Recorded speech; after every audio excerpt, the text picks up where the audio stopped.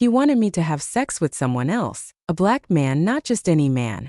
And let my husband observe, not simply sleep with him.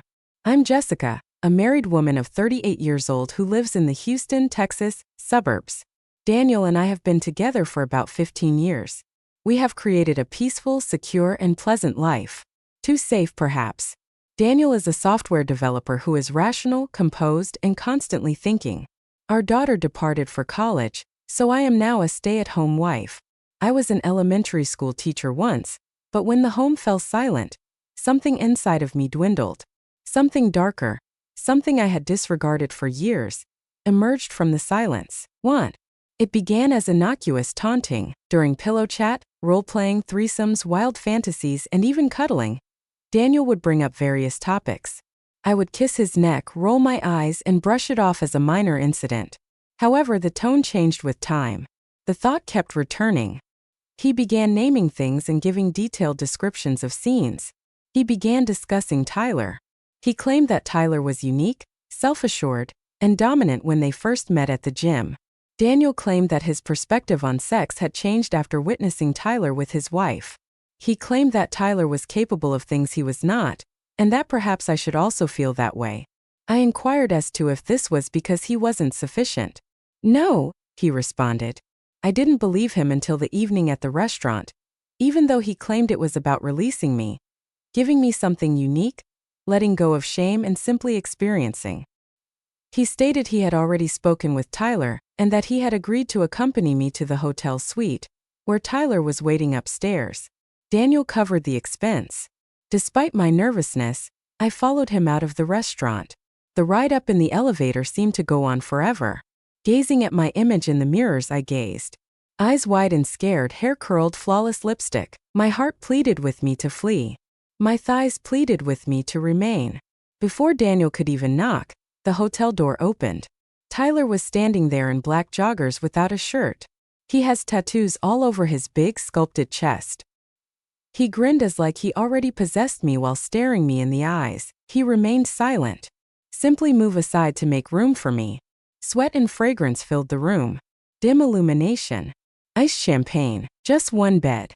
Daniel took a seat silently in the corner armchair. He appeared thrilled. Tyler approached me, put his hand on my hip and said in my ear, "Speak the word if you want me to stop. Otherwise, tonight is yours." I didn't say to quit. I said nothing at all. He gave me a passionate kiss. Assumed command. Ripped my dress's straps off my shoulders and dropped it. In seconds, I was nude in front of him. His hands were unwavering and firm. He lay me on the bed after lifting me as if I were weightless. And everything changed as I watched him take off his joggers, 12 inches thick, pulsating and hefty. My entire body went cold. My thoughts were racing. However, my soul had already left. Tyler had a way of touching me that no one else had. He could read every groan, every arch, and every scream. He was skilled at slowly ruining me. As my husband stared, his eyes wide with amazement, he slowly stroked himself. I couldn't remember how many times I visited. I really lost count of time. Hours passed. Sweat trickled down. My voice broke. My body was no longer mine. Tyler used his rhythm to paint me on his canvas. My legs were numb by the time he fell next to me.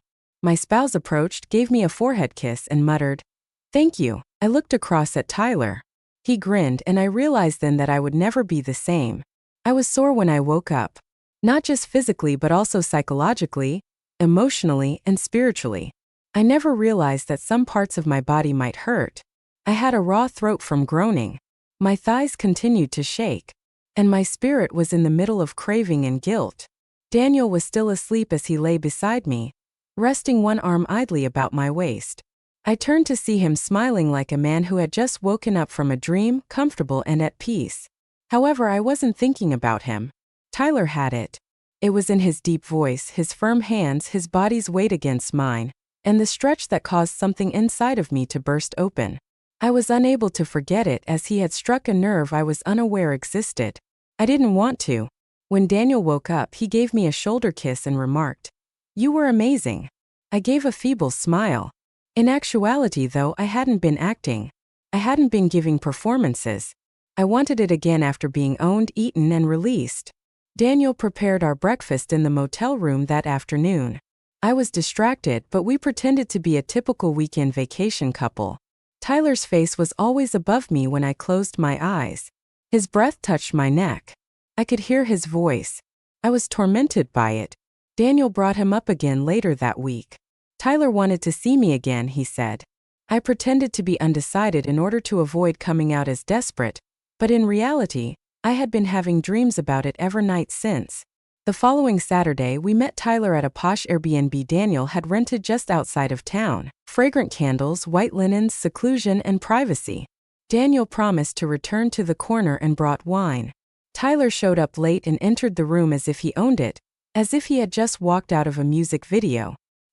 He was dressed simply in gray sweatpants that did not conceal much and a black t-shirt that hugged his chest. "Miss me?" he asked with a smile as he glanced at me. I didn't answer. I simply approached him and put my lips to his. It was deeper, slower, and different this time. He was patient while he undressed me, kissed every part of my body, and muttered heartwarming words in my ear.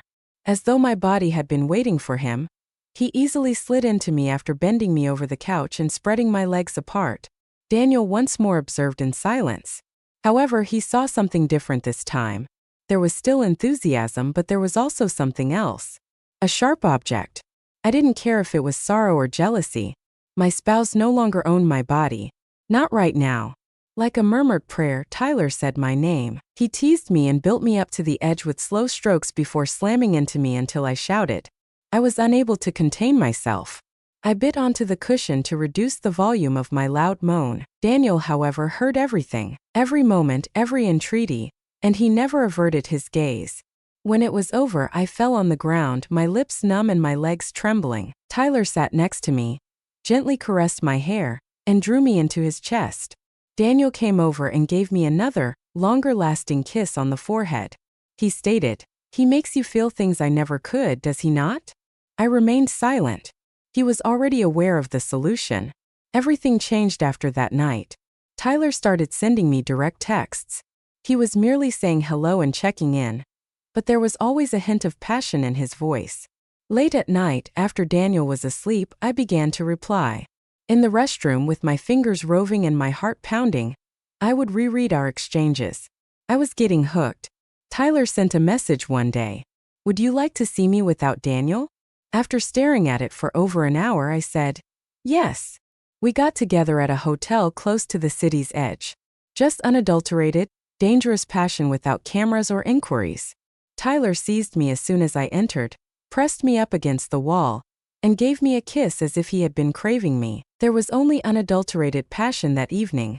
No wine, candles, or gradual buildup. In one fluid action, he threw my underwear aside, pulled my skirt up, leaned me over the dresser, and stepped within me.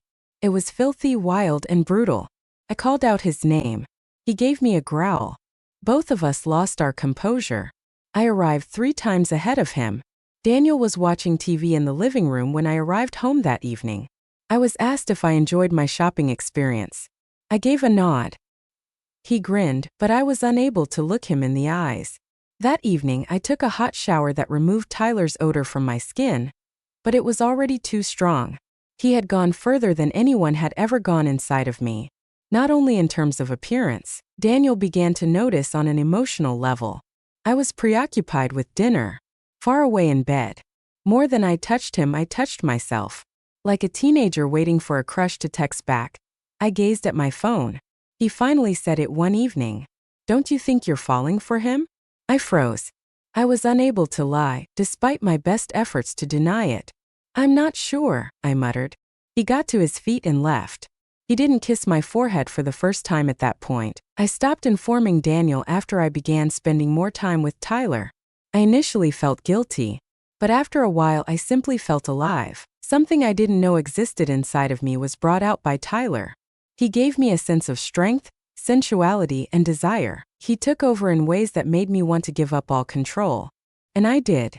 I was laying naked in Tyler's bed one night when he glanced at me and said something I didn't anticipate. "If I wanted to, I could take you." Although I chuckled, I secretly wasn't sure if I wanted to be taken. I closed my eyes, reclined, and allowed the warm bath water to ease my sore body. However, what had already taken root deep within me could not be removed by any amount of rose-scented soap or tender husbandly touch. I was Tyler's. Tyler was the one I felt. Even when Daniel touched me. Tyler's rough kisses on my neck was all I wanted until Daniel gave me a gentle cheek kiss. I was simply reminded of the ferocity I desired by each tender touch. After a few weeks, the secret I had attempted to hide from my spouse became ingrained in my daily routine. Daniel initially pretended not to notice. He might have been in denial. Perhaps he assumed it was a passing phase that I would get over, but I didn't. I dug deeper. Late at night, Tyler began phoning me. I would occasionally slip out when Daniel was asleep. At other times, I would pretend that I was going to breakfast or yoga, but my true want was him. I was never treated like a weak wife by Tyler. He spoke to me as if he were hungry.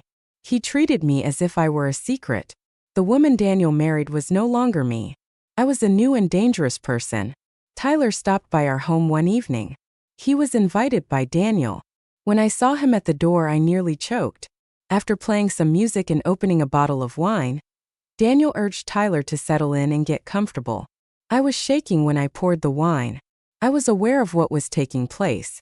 Daniel was still in control. He had revealed it. Everything changed when Daniel mentioned something while leaning back on the couch after supper. I would like to rewatch, but this time I would like to see how far you can push yourself. Like a man watching a game rather than his wife getting ready to betray him beneath his roof. His voice was cool and collected. I turned to face Tyler. He got up, moved to me, removed the glass from my grasp and put it down. Then he dragged me to the stairs without saying anything. I turned around. Daniel gave a nod. Of all the nights, that one was the wildest. Tyler didn't mince words. He took advantage of me, tested my boundaries, and called me names I never would have imagined I would. But I did so with whimpers, groans, and every ounce of surrender. Daniel sipped his wine while watching a movie in the chair across the room. He had a blank stare. I dropped on the bed, panting, drenched in perspiration and embarrassed. As soon as Tyler was done inside of me, Daniel got up, came over, and gave me another forehead kiss. However, I could see it in his eyes this time, resentment. Things changed a few weeks after that evening. Daniel hardly spoke and hardly touched me. Quiet dinners replaced passionate evenings. He would be looking at me distantly, as if he was recalling the woman I once was. He eventually mentioned it one evening following yet another quiet supper. Although I gave you what you requested, I can't look at you without seeing him now. I remained silent. You are no longer mine, he added. And I might be to blame for that. Perhaps I broke us. I found a letter on the nightstand and a cold bed when I woke up the following morning. He had left. No struggle, no pleading, and no opportunity to make things right. Although Tyler was still there, things didn't feel the same. The fire began to go out now that Daniel was no longer involved. The excitement and the concealment had vanished. And I became aware of the truth about things. Tyler had no desire to be in a relationship. He had no desire to stay. He enjoyed the game, the power, and the taboo. And he was as well after the game ended. He ceased making calls and sending texts. And suddenly I was by myself. Just memories and silence, no spouse or lover. I'm frequently asked if I regret it. Sometimes I lie awake at night, plagued by my husband's voice, but other times I say no because I felt genuinely alive for the first time in my life. I can't keep my eyes off of you without seeing him. He assumed that by sharing me we would become closer, but it ended up ruining everything. So here I am. Not a mistress or a wife, just a lady who got too close to the flames and set everything on fire. Thank you if you have read this far. Only adult minds should read this story. Tell me in the comments below, did Daniel make a mistake by initially disclosing me? Or did I overreact? This channel is fueled by your ideas. Your support, shares, and comments are what keep this place going. Keep honest, keep unvarnished, and never lose sight of the cost of crossing the line until the next confession.